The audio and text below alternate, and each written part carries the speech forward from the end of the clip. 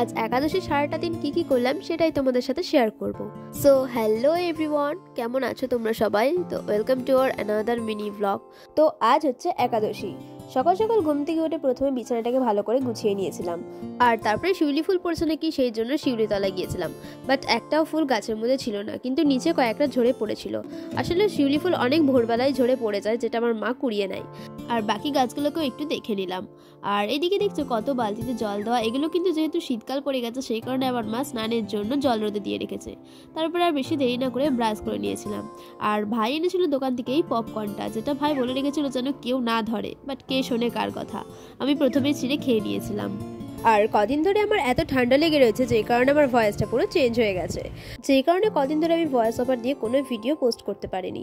তারপর ভাই দোকান থেকে যেসব জিনিসগুলো নিয়ে এসেছিল সেগুলো একটা হাঁড়ির মধ্যে গুছিয়ে রেখে দিলাম। আমার মা মুদিখানার জিনিসগুলো যেগুলো লাগে সেগুলো ডিব্বার মধ্যে ঢেলে দেয়, আর বাকিগুলো সবাই হাঁড়িটার মধ্যে স্টোর করে দেয়। তারপর মুড়ির ডিব্বার মধ্যে মুড়িটা ঢেলে দিলাম, আর বিস্কুটের ডিব্বার মধ্যে বিস্কুটগুলোকেও ঢেলে দিলাম।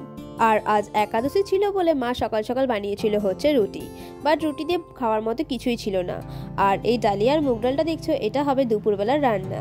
আসলে একাদশীর দিন মা আর বাবা এইটা খেয়েই থাকেই, মাঝে মাঝে আমরাও এটাই খেয়ে নিই। মাকে বলে দিই যে আর ভাত রান্না করতে হবে না। আর এখন এই আলু আর পেঁয়াজগুলো একটা ঝুড়ির মধ্যে ভালো করে গুছিয়ে রেখে দিচ্ছি। আর এই দেখো এই চালতাটাকে দেখছো, এটা আমার মা একটা বাড়ি থেকে এনে রেখে দিয়েছে ডাল করবে বলে।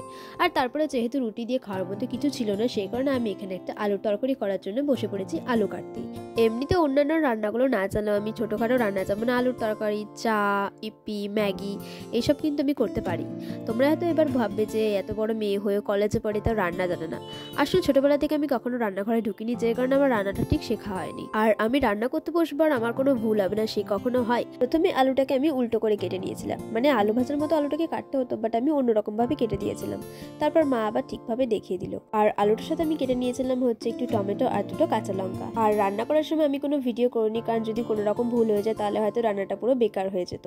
তো যাই হোক, তারপরে এখন আলু তরকারিটা কমপ্লিট হয়ে গেছে, আর এখন আমি রুটি নিয়ে বসেও পড়েছি খেতে।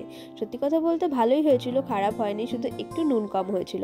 তো যাই হোক, ভিডিওটা কেমন লাগলো জানিও। তো এখনের জন্য টাটা, দেখা হচ্ছে নেক্সট মিনি ব্লগে।